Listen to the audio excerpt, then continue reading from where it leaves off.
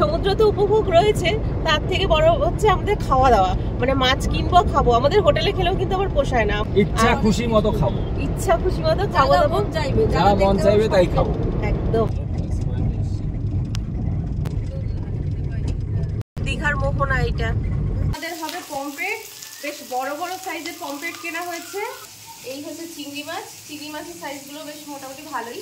রান্না বান্নাটা করে নিচ্ছি, করে নিয়ে এখন সমুদ্রে যাবো একটু পরে। এই দেখ, সাহস হয়ে গেছে।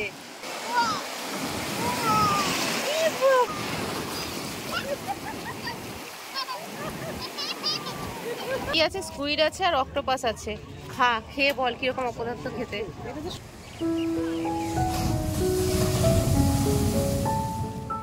পাহাড় আমরা যতই ভালোবাসি না কেন, মাঝে মধ্যে তীরে আছড়ে পড়া উথাল পাথাল সমুদ্রের ঢেউগুলোকে নির্বাক নয়নে দেখে মনের ভিতর হাজার কথার জন্ম নেয় না এমন মানুষ কমই আছে।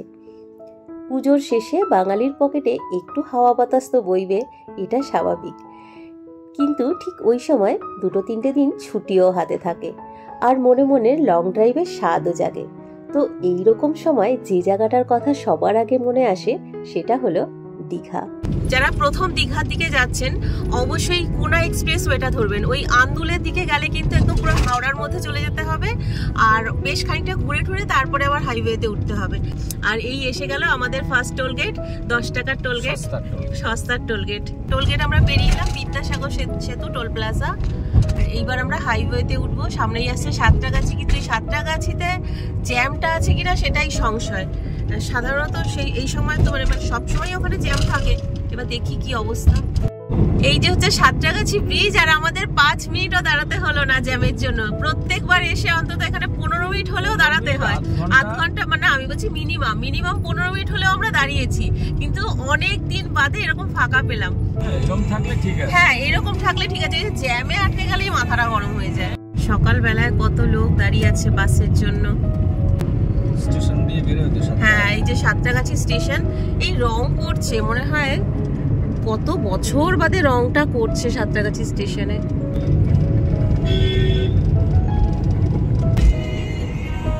কি সুন্দর, হেলমেট ছাড়াই যাচ্ছে। এই যে ব্রিজের মতো রাস্তাটা উঠে গেল, এটা হলো দিল্লি রোড, আর আমরা যাব লেফটে মুম্বাই রোড ধরবো। এটা হচ্ছে NH6 ধরবো এখান থেকে।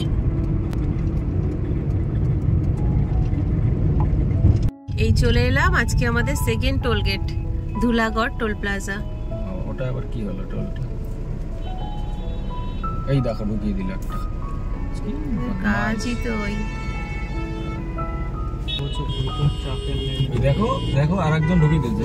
আরে দাঁড়াও দাঁড়াও, লাইনে আছি, লাইন ভেঙে ঢুকে যাচ্ছে। এই হাইওয়েতে এলে সবথেকে মজার ব্যাপার যেটা লাগে, ম্যাক্সিমাম গাড়ির ডিকি একদম ব্যাগে পুরো ভর্তি থাকে, যেটা আমাদেরও রয়েছে। মজা লাগে কিন্তু বেশ দেখতে, তাই না? আগে যাবো না, না হয়ে গেছে।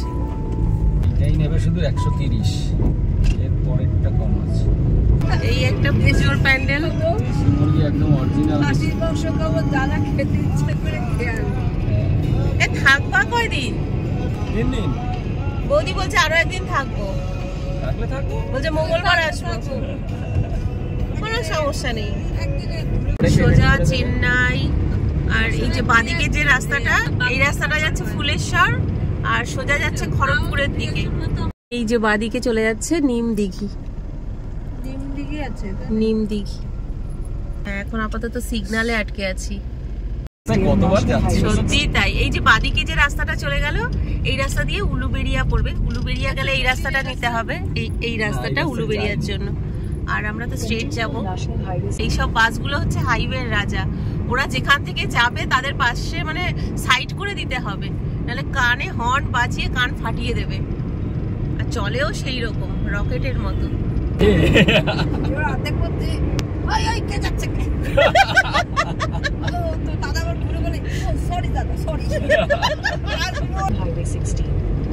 আমরা অত জোরে যাব না। হ্যাঁ, আমরা আস্তে আস্তে উপভোগ করতে করতে যাব। নেতারহাট কি দারুণ লাগছে গো। নেতারহাটটা সত্যি একবার যদি ড্রাইভ করো না, সারাদিনে তোমার কষ্ট হবে না। যাবো দাদা। আর পাইন ফরেস্ট আছে, ভীষণ সুন্দর। আর পাহাড়গুলো বিশেষ করে নেতারহাট ওঠার সময়টা, তিনজনেরা গাড়ি দিয়ে বেরিয়ে পড়বো।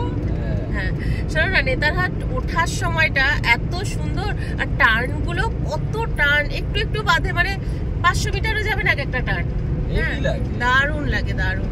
সব রান্না বান্না। আর রাস্তায় আমরা এই বর্ষায় গেছি তো, রাস্তাতেই প্রচুর ঝর্ণা পেয়েছি, অন্তত 5টা তো পেয়েছি বোধহয়। একটা কাজ করলে হবে, গাড়ির মধ্যে থাকাও যাবে, এইরকম ভাবে থাকবো। ক্যারাভ্যান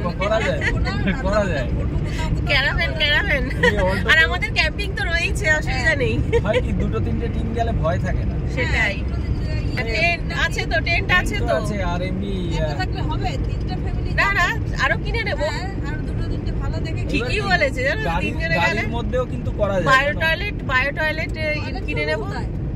এই যে রাস্তাটা বাঁদিকে চলে গেল, এই রাস্তাটা দিয়ে গেলে পরে গাদিয়ারা যাওয়া যাবে।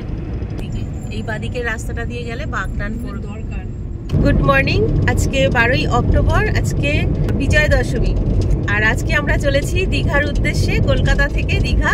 আর সকাল থেকে প্ল্যানিং চলছে, কি খাবো কি করব, এই সমস্ত। সমুদ্র তো উপভোগ রয়েছে, তার থেকে বড় হচ্ছে আমাদের খাওয়া দাওয়া, মানে মাছ কিনবো খাবো। আমাদের হোটেলে খেলেও কিন্তু আবার পোষায় না, আমাদের মানে মাছ ফাছ কিনে খাওয়া দাওয়া সবই দেখাবো। ইচ্ছা খুশি মতো খাবো, ইচ্ছা খুশি মতো খাওয়া দাবো, যা মন চাইবে তাই খাবো একদম। আর আজকে আমরা রয়েছি 3 জন তো রয়েছি, সাথে রয়েছে বৌদি আর দাদা, আর দাদার মেয়েও, বড় মেয়েও যাচ্ছে। ওরা যাচ্ছে বাসে, আসছে শ্যামলীতে আসছে, আর আমরা যাচ্ছি তো গাড়িতে। আর এই রাস্তার কন্ডিশন কি আছে সমস্ত থাকবে এই ভিডিওতে। আর কতক্ষণ লাগছে, কত তেল লাগলো, মানে গাড়িতে কত তেল লাগলো সেটাও বলে দেবো। আর ইচ্ছা আছে আমরা আরেকটা নতুন রাস্তা দিয়ে যাব, মানে ইচ্ছা আছে মেরিন ড্রাইভ হয়ে আমরা দীঘা পৌঁছাবো, মানে পাশে সমুদ্রকে রেখে যাব। তো সেই ইনফরমেশনটাও থাকবে, কোথা থেকে মেরিন ড্রাইভের রাস্তাটা ধরতে হয় বা কোথা থেকে বেরোবো, রাস্তার কন্ডিশন কিরকম আছে ওখানকার সব বলে দেবো। আর একটা কথা, এবার তো আমাদের ট্রিপে একজন বড় সদস্য যাচ্ছে, ওই যে একটা ছোট্ট ব্যাটারি। এখন ব্যাটারিতে চার্জ হচ্ছে, একটু পরে শুরু হবে উপদ্রব। বৌদি বলো, কিছু বলো। আর বলবো, আমার বলার কিছু ফুল ফর্মে এক্সাইটমেন্ট চলছে। দীঘা যাচ্ছি, আনন্দ করবো অনেকগুলো, মানে অনেক দিনের পরিশ্রমের পর। হ্যাঁ সত্যি তাই, যাচ্ছি দীঘা, হাত পা ছেড়ে সমুদ্রে ডুব দেবো, ঝাঁপাবো, যা ইচ্ছে করবো, ভালো ভালো খাবো, ইচ্ছা আছে। যা যা করবো আমরা সবই ভিডিওতে থাকবে। তুমি কিছু বলবে? ফুল এনার্জি নিয়ে আমরা চলছি দীঘাতে, দারুণ লাগবে, আশা করি আপনাদেরও ভালো লাগবে। আর এই যে সামনের রাস্তাটা, এই লেফটে যে রাস্তাটা গেল, এই রাস্তাটা দিয়ে গেলে দেউলটি শরৎচন্দ্রের বাড়ি যাওয়া যাবে। আর আমরা তো স্ট্রেট যাচ্ছি, আমরা বাড়ি থেকে বেরিয়েছিলাম 5:40-এ, আর এখান থেকে মাত্র 3 কিলোমিটার গেলেই হচ্ছে কোলাঘাট। ঘড়িতে বাজে 7:10, আর আমরা চলে এলাম কোলাঘাট ব্রিজে। নিচে দিয়ে বয়ে চলেছে রূপনারায়ণ নদ, ভাটা বোধ হয়। ও বাবা, উপর দিয়ে ট্রেন যাচ্ছে, ওই যে দূরেরটায় ট্রেন যাচ্ছে, ওপাশেরটায়। কোলাঘাটের বিখ্যাত শেরে পাঞ্জাব। এই যে সামনে সোজা গেলে খড়গপুর, আর আমরা নেব লেফটে হলদিয়ার দিকটা। সোজা যে রাস্তাটা চলে গেল, এই রাস্তা দিয়ে গেলে পুরী, তারপরে দুবলাগড়ি, খড়গপুর। হ্যাঁ সোজা খড়গপুরের ওই দিকটা পড়বে। আর আমরা নিচ্ছি এই দিকটা, হলদিয়া দীঘার জন্য আমাদের এই সাইডটা নিয়ে নিতে হবে। অনেক দিন বাদে আমরা এই দিকটা এলাম, যতবারই যাই ওই দিকটাই আমাদের যাওয়া হয়, কারণ কেওনঝড় বলো যাই বলো সবই তো ওই দিকে, তাই না? না না, আমি বলছি কি বল, এখনো কাশফুল ফুটে আছে, আমরা অনেক জায়গায় কাশফুল ফুটতে দেখলাম। প্রত্যেকটা জোয়ার ভাটা আধ ঘন্টা, মানে প্রত্যেক দিন, মানে টাইমটা আধ ঘন্টা করে এগিয়ে যায়, এদিক ওদিক হয়। হ্যাঁ সেটাই, এগিয়ে যায় সব। আর এইবার ট্রিপে আমাদের ইচ্ছা আছে বিচিত্রপুর যাওয়ার। মানে এতবার দীঘা গেছি আমরা, কিন্তু বিচিত্রপুরটাই যাওয়া হয়নি। দীঘা তো আমরা মানে এরকমও হয়েছে বছরে 3বারও হয়ে গেছে। এই ইদানিংই হলো কয়েক বছর ধরে দীঘা তেমন ভাবে যাওয়া হয় না আমাদের, ওই বছরে একবারই হয় হয়তো, বা আগের বছর তো হয়ইনি এরকম। মেচেদা 1 কিলোমিটার বাকি আছে। আজকে রাস্তা মোটামুটি বেশ ফাঁকাই আছে, রাস্তাও মোটামুটি ভালো।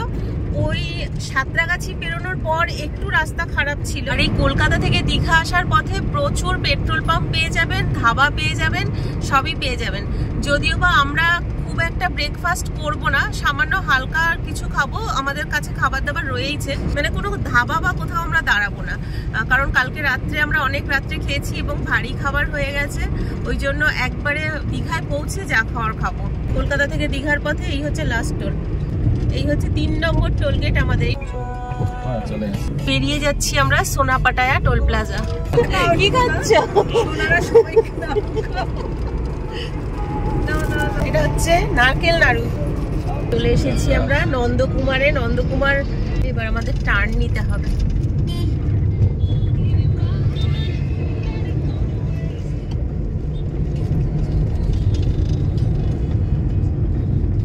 Exit the roundabout.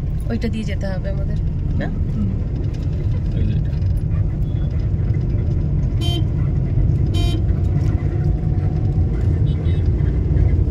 Continue on National Highway 116B for Beach. এই দেখো একটা প্যান্ডেল। এইবার আমরা চলে এলাম মাতঙ্গিনী ব্রিজে, আর নিচে দিয়ে বয়ে চলেছে হলদি নদী। আর এটা হচ্ছে মাতঙ্গিনী। এখান থেকে মোটামুটি রাস্তা সরু, মানে হাইওয়ে কিন্তু বড্ড ন্যারো। সামনে গেলে আরো ন্যারো পড়বে।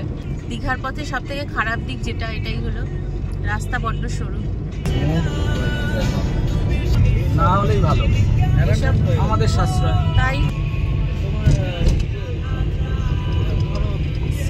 অনেক দিন বাদে এরকম ধান ক্ষেত দেখছি, সবুজে সবুজ, আর রোদ পড়েছে তো মানে সবুজ যেন রং ঠিক রচ্ছে, এত সুন্দর লাগছে। আমরা এখন চলেছি ন্যাশনাল হাইওয়ে 116 দিয়ে। রাস্তার দুদিকেই ধান ক্ষেত হয়ে রয়েছে, এমন অপূর্ব সুন্দর। আজকে রাস্তা মোটামুটি ফাঁকাই, একদম প্রথম থেকেই রাস্তা মোটামুটি ফাঁকা পেয়েছি। হেরিয়া বাজারে এলাম। আর নাচিন্দাটা কত দূর এখান থেকে? নাচিন্দা লাগছে কিন্তু এটা দারুণ লাগছে। এরপরে ডাবালাগুলো বসবে। আমরা হেরিয়া ছাড়িয়ে এসেছি। উঁচুতে বসে দেখবে তো কি সুন্দর লাগছে, সবুজে সবুজ। প্রচুর ডাব খাবে, ডাব খাবে কিন্তু নিয়ে গেলে হতো। ওখানে দীঘায় প্রচুর ডাব পাবে। শ্যামলি বললাম, আমি বলে দিলাম শ্যামলিতে নিয়ে নিই।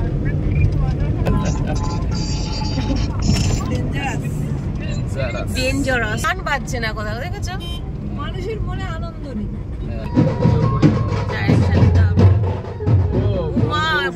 যাচ্ছে আমাদেরকেও ভয় পাই। তারপর একটা বেজি যাচ্ছে, সেটা দেখেছো? ভয় মানে কি অপূর্ব লাগছে। বৌদি দেখো সামনে রাস্তাটা, দেখছি দু চোখ দিয়ে। বৌদি আজকে ঘুমায়নি, রেকর্ড এটা। এই পেট্রোল পাম্প দাঁড়াও। এই পেট্রোল পাম্পে আমাদের ওয়াশরুম ব্রেক নিলাম, ওই 10 মিনিটের মতো দাঁড়িয়েছিলাম একটু, তারপর আবার চললাম গন্তব্যের উদ্দেশ্যে। 8:41 বাজে না? নিশ্চিন্ত। হ্যাঁ নিশ্চিন্ত। পরিষ্কার পরিচ্ছন্ন না দাদা? হ্যাঁ জলও আছে ভালোই। আমরা যাওয়ার আগে এই পেট্রোল পাম্পের ওয়াশরুম গুলো ভালোই হয় সাধারণত, আমরা খারাপ পাইনি কোথাও এখনো। চলে এলাম এখানকার মানে জাগ্রত, ভীষণই জাগ্রত মন্দির দেখাচ্ছি, নাচিন্দা মন্দির। তোমাদের ঘুরতে তার থেকে পরে আসবো না, বুঝলে? কোথায় কি খাবে? কি খাবে না? ওই যে বাবাটা ঘুমো ভেঙে গেছে, সারা গায়ে হাত পায়ে পড়াশোনা হয়েছে। এই যে পাশ দিয়ে গেছে ট্রেন লাইন, আর এই হচ্ছে সড়ক পথ। কিন্তু যখন ট্রেন যাবে পাশ দিয়ে, প্যারালালি যখন একটা গাড়িও যাবে, দারুণ লাগবে কিন্তু। তারপর ওই সেই রাজেশ খান্নার ওই গানটা আছে না, মেরে স্বপ্ন কি রানী কব আয়েগি, তো ওই গানটা গাইতে হবে। গয়াগিরি জায়গাটার নাম। এবার আমরা এই রাস্তাটা ছেড়ে দিয়ে কাথি রূপসী বাইপাসে ঢুকলাম। Continue on National Highway 116B for 3 kilometers.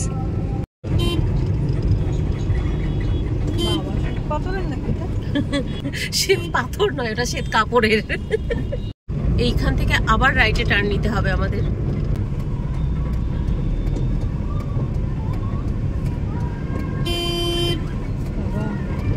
বাসগুলো চলে মানে একদম রাজপুত্রের মতন। কি বানাইছে প্যান্ডেল? ও দাবার ছক্কা ছক্কা পক্কা। কি সুন্দর হলুদ হলুদ ফুলগুলো ফুটেছিল না দুদিকে। As the day winds down. এই জায়গাতে দেখছি অনেকগুলো পানের বরজ রয়েছে, যেটা ট্রেনে করে আসলে প্রচুর দেখা যায়। এই যে পানের বরজ। কলকাতা থেকে দীঘা যাওয়ার পথে এইরকম দেখবেন লেফটে ইন্ডিকেশন করা রয়েছে তাজপুরের। যদি মেইন ড্রাইভ ধরতে চান তাহলে এই তাজপুরের দিকে চলে যান। আপনি মন্দারমণি হয়েও আসতে পারবেন, তবে সেক্ষেত্রে একেবারে সমুদ্রকে পাশে রেখে চলার পথ কিন্তু এই তাজপুর থেকেই। অবশ্য ওদিকে রাস্তাও কিন্তু খুব একটা ভালো নয়। এই আমাদের ট্রিপের প্রথম সমুদ্র দর্শন। বাবা, সমুদ্রের জল পুরো গাঢ় নীল লাগছে, আর রোদের আলোগুলো পড়ছে, ঝিকিমিকি করছে, মানে রোদ্দুরগুলো পড়ছে। ভালোই ঢেউ আছে কিন্তু। ওয়াও, ও কি ঢেউ বৌদি, দেখো। বাপরে, ভালোই ঢেউ আছে, ভালোই ঢেউ আছে। হ্যাঁ, জোয়ার চলছে।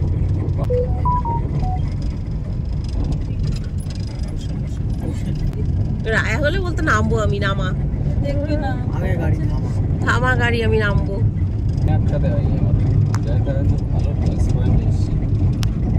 এই রাস্তাটা ভীষণ খারাপ ছিল একটা সময়, দেখে এই রাস্তাটা ঢেউগুলো মনে হচ্ছে নাচছে।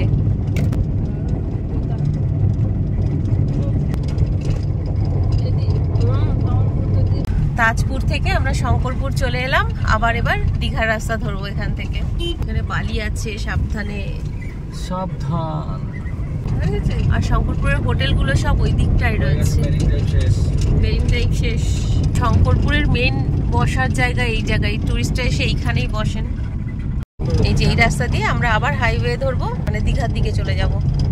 দীঘা মোহনা এখান থেকে 8.5 কিলোমিটার, উড়িষ্যা সীমানা 13 কিলোমিটার, আর কাঁথি এখান থেকে 36 kilometre. Digha 8 kilometre. Digha 8 kilometre. এতক্ষণ তো অনেকটা কাছে চলেই যেতাম যদি ভিতরটায় না এতক্ষণ ঢুকে যেতাম। নায়েকালি ব্রিজ।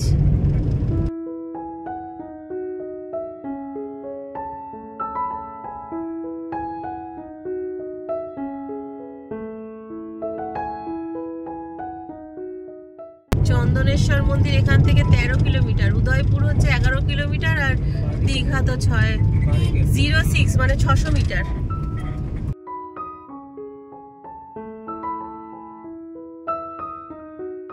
সব মাছের ফেরি, এখানে মাছের চাষগুলো হয়। দেখো একটা ছোট্ট ক্যানেল ঢুকে গেছে এখানে। এই রাস্তাটার নাম হচ্ছে সৈকত সুন্দরী রোড। চম্পা নদী, চম্পা নদী তার মানে তো ওই ওই পারে মোহনাটা, ওই মোহনার ওই ইয়েটা দেখো। হ্যাঁ, ওই যে ইয়ে ফেলা, হ্যাঁ হ্যাঁ, বোল্ডার গুলো ফেলা, ওই যে দীঘার মোহনা এটা। এই যে দীঘার মোহনা। আর এই পাশ দিয়ে চলে গেছে চম্পা নদী। ওই তো কত লোক দাঁড়িয়ে রয়েছে, দেখ ছোট্ট ছোট্ট লাগছে লোকগুলোকে। এই রাস্তায় আমরা এর আগে কখনো আসিনি, খুব সুন্দর লাগছে রাস্তা। কোথায় হরিণ? ওয়েলকাম টু দীঘা লেখা যে গেটটা, ওই গেটটার মাথাটা দেখা যাচ্ছে এখান থেকে, ওই যে চূড়া। এখানে বসে থাকার জন্য অনেকগুলো বেঞ্চেস করা রয়েছে, সত্যি এখানে বসে থাকতে ভালোও লাগবে। এই ওই যে নিচে হাইওয়ে, আমরা এখন এই হাইওয়েতেই নামবো এই পাশ থেকে। সৈকত সুন্দরী দীঘা। এই যে এই রাস্তাটা মনে আছে, আমরা বলতাম খালি যে এই রাস্তাটা কোথায় যায়, এই রাস্তাটা কোথায় যায়, সেই রাস্তাটাই এইটা। আর এই যে ডান দিকে যে রাস্তাটা গেছে, এই রাস্তা দিয়ে, হ্যাঁ এই রাস্তা দিয়ে সোজা গেলে নিউ দীঘায় পৌঁছে যাওয়া যাবে। ওয়েলকাম টু দীঘা লেখা গেটটা আমরা পেছনে ফেলে এলাম, আর এই দিকে দিয়ে সোজা গেলে চলে যাওয়া যাবে নিউ দীঘাতে। আর আমরা তো যাচ্ছি ওল্ড দীঘা। আমাদের বাদিকে উঠে গেছে মোহনা। হ্যাঁ, এই বাদিকের রাস্তাটা হচ্ছে মোহনায় যাওয়ার রাস্তা, একদম বিচের পাশ দিয়ে মোহনায় যাওয়া যায় ওখান থেকে। আর আমাদের তো হোটেল বুক করাই রয়েছে ওল্ড দীঘাতে, আর আমরা যতবার আসি ওল্ড দীঘাতেই থাকি, কারণ এখান থেকে বাজার করে খাওয়াটা খুব সুবিধাজনক। পাশেই মার্কেটটা রয়েছে, সন্ধ্যের পরে বিচে বসে থাকতে দারুণ লাগে। আর আমরা না ওই জগন্নাথ ঘাটের ওই দিকটায় যাই, গিয়ে বসে থাকি। ওই জায়গাটা বেশ নিরিবিলি, মানে এই পাশটা যতটা ঘিঞ্জি, লোকজন ভর্তি, হই হট্টগোল, ও পাশটা একটু অন্যরকম। ও পাশটা বেশ ভালো লাগে বসে থাকতে, অনেকটা শান্ত নিস্তব্ধ, ঢেউয়ের আওয়াজগুলো বেশ সুন্দরভাবে পাওয়া যায়, ভীষণ ভালো। ঘড়িতে বাজে এখন কাটায় কাটায় 10টা। তো আমরা মোটামুটি 4 ঘন্টা লাগলো আমাদের আসতে, যেহেতু একটু দাঁড়িয়েছি, একটু রেস্ট নিয়েছি। তো সেই জন্য লাগলো। আবার মেরিন ড্রাইভটা ঘুরে আসলাম, ওই জন্য আমাদের একটু সময়টা লাগলো। এটা হচ্ছে 1 নম্বর গেট খুব সম্ভবত দীঘার। সবাই স্নান করে ফিরছে টুরিস্ট। এখানে তো সারাদিন স্নান চলতেই থাকে, জোয়ার চলছে তো ঢেউগুলো খুব হচ্ছে, বড় বড় ঢেউ হচ্ছে। আমরা দেখলাম মেরিন ড্রাইভ থেকে। এইখানের এই প্যান্ডেলটা প্রত্যেক বছর দেখবে কালার কম্বিনেশন কিন্তু সেম থাকে, ব্রাউন হোয়াইট এই কালারের মধ্যেই কিন্তু থাকে এদের প্যান্ডেল। এই চলে গেল শিবালয় রোড, আর এই হচ্ছে এই যে সামনে, এটা হচ্ছে দীঘার নেহেরু মার্কেট। আর এই দীঘার নেহেরু মার্কেটে যেমনি ডান দিকে রয়েছে শিবালয় রোড, আর বাঁদিকে যে রাস্তাটা রয়েছে সেই রাস্তায় ওই ফরেস্ট বাংলো রোড দিয়ে আমাদের হোটেলটা। এই যে দীঘার নেহেরু মার্কেট।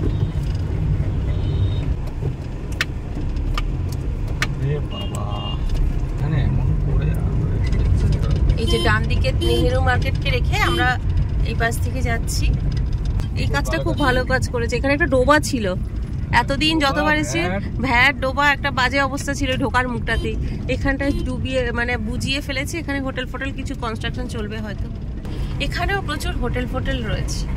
এখানে থাকার আমাদের প্রধান কারণ হচ্ছে শান্ত নিরিবিলি জঙ্গলের মধ্যে, মানে অত শিবালয় রোডে অত ঘিঞ্জি, অত লোকজন, গাড়ির আওয়াজ, আর ঠিক সেইখানে তারই উল্টো দিকটায় এতটা ফাঁকা। আর আমরা যেখানটায় থাকবো মানে ওই গীতা নিবাসে, ওখান থেকে মানে শুধু পাখির ডাক ছাড়া আর কিছু আওয়াজ আসে না।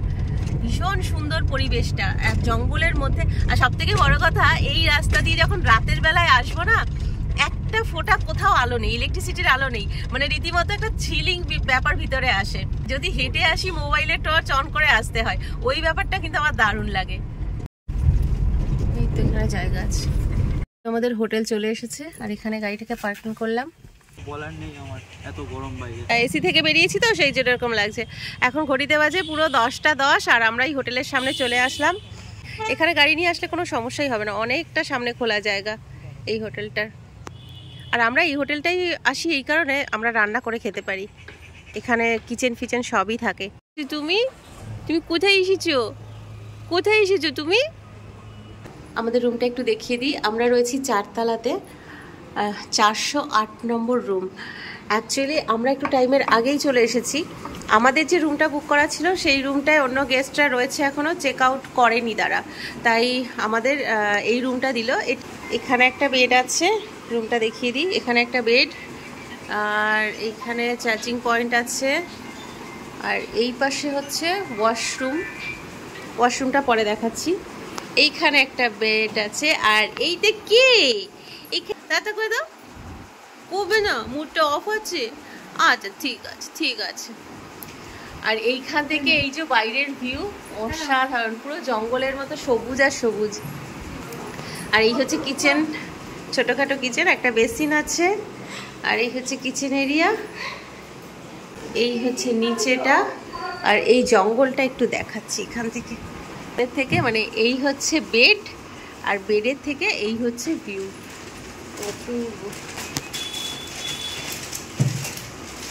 দূরে একটা রাস্তা চলে গেছে, সরু রাস্তা, খুব সম্ভবত ওইখান থেকে ওই মেঠো পথ টাইপের একটা সরু রাস্তা আছে, ওখান থেকে বোধহয় গ্রামের মানুষরাই যাতায়াত করে। আর আমাদের কুচকুর এখন ব্রেকফাস্ট হবে। ওয়াশরুম, এই লাইটটা জ্বালালাম না, ঠিকঠাক আছে। হোটেলে চেক ইন করে ব্রেকফাস্ট করে এখন আমরা বাজারটা এসেছি বাজার করতে, দেখি বাজারে কি পাওয়া যায়। আর এই হচ্ছে এখানকার কালীমাতা মন্দির।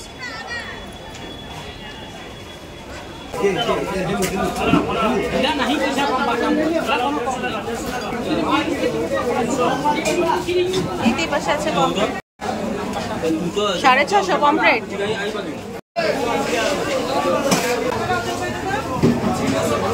এই যে কি করছো? টমেটো নিয়ে খেলা চলছে। আর এই যে একজন রাত্রি 4টের সময় উঠে এই অবস্থা, আর একজন এ তো সারা রাত ঘুমায়নি। হ্যাঁ তো কি হয়েছে?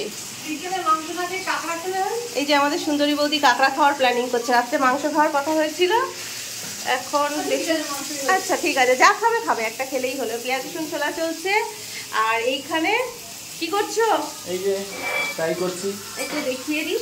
পমফ্রেট এবেলায় আমাদের হবে পমফ্রেট, বেশ বড় বড় সাইজের পমফ্রেট কেনা হয়েছে। এগুলো নিয়েছে 700 করে, তাই তো? 700 করে পমফ্রেট। এই হচ্ছে পমফ্রেট, আর এই হচ্ছে চিংড়ি মাছ। চিংড়ি মাছের সাইজগুলো বেশ মোটামুটি ভালোই। চিংড়ি মাছটা নিল 420 করে, আর পমফ্রেট নিয়েছে 700 করে। আর ডাল হবে আর ভাত হবে। এই হচ্ছে আমাদের মেনু আজকে, কি তাই তো? হয়ে যাবে তো? একটু পরে যাবো সমুদ্রে লাফাতে, সমুদ্রে ঢেউ কাটাতে যাবো আমরা এখন। মানে রান্না বান্নাটা করে নিচ্ছি, করে নিয়ে এখন সমুদ্রে যাবো একটু পরে। পেঁয়াজ, রসুন, টমেটো, কাঁচা লঙ্কা এই সমস্ত ফোড়ন দিয়ে ডাল করেছি। আর এই হচ্ছে চিংড়ি মাছ, একটু গামাখা গামাখা করেছি। আর এই হচ্ছে পমফ্রেট মাছ ভাজা। আগে কথা হয়েছিল যে এসে খাবো স্নান করে, কিন্তু এখন খিদে পেয়ে গেছে, বেলাও হয়ে গেছে, 2:30 বেজে গেছে। বলছে খেয়ে দিয়ে তারপরে সমুদ্রে যাবো, তাহলে নিশ্চিন্তে স্নান করতে হবে। কি মানসিকতা চেঞ্জ হয়ে গেছে তো? না খেলে হবে না, খিদে পেয়ে গেছে। এই কুচু কুচু কুচু হলিদা কুচু কুচু দিচ্ছি। ফার্স্টে কি খাবে? মাছ ভাজা তো? ডাল আর মাছ ভাজা খাও, চিংড়ি মাছটা পরে খাও, লাস্টে খাও। লাস্টে খাও। এটা মিল্ক পাউডার দিয়েছি জানিস দাদা, চিংড়ি মাছে মিল্ক পাউডার দিয়েছি। ওই কিরে, ওই রাই, কেমন পমফ্রেট? দারুণ দারুণ দারুণ দারুণ। এই যেহেতু জোয়ার চলছে এখন, সেই জন্য আমরা এই সিহক বিচে চলে এলাম। এখানে মোটামুটি স্নান করা যাবে। আর ঘড়িতে বাজে এখন 4টে। খাওয়া দাওয়া করে আমরা এখন এলাম সমুদ্র স্নানে। খুব ভাল লাগছে, বিশ্বাস করো। মানে এরকম প্রকৃতি আর প্রকৃতির টানে, জলের টানে চলে এসেছি, খাওয়া দাওয়ার টানেও কিন্তু। ওই দেখ, আর একজনকে দেখ, আমাদের গুড়গুড়িটা। বাবা কি হাসি!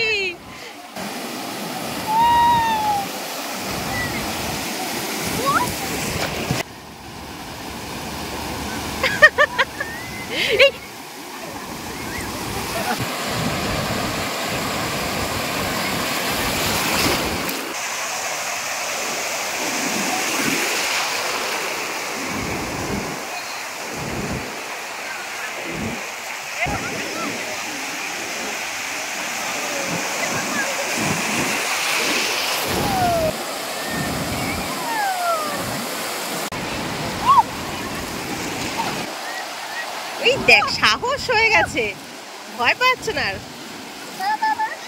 রিদি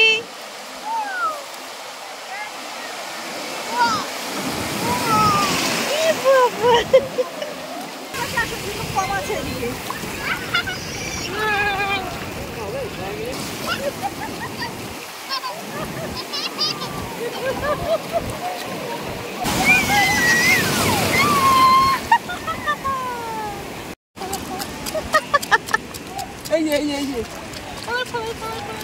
সমুদ্র স্নান সেরে হোটেলে গিয়ে কিছুটা সময় রেস্ট নিয়ে আবার আমরা চলে এলাম সন্ধ্যাবেলায় বিচের কাছে।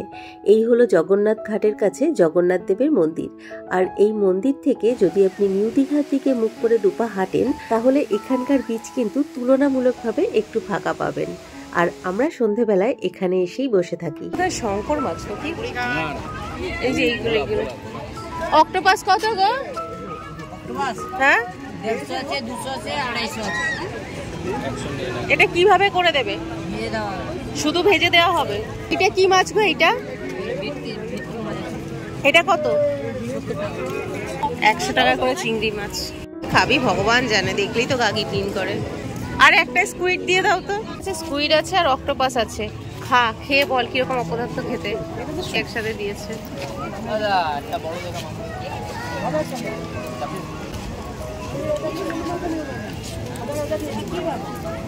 কিরে কেমন খেতে? এদিকে ঘোর। ভালো লাগছে না, ফুটবেটটা ভালো করে।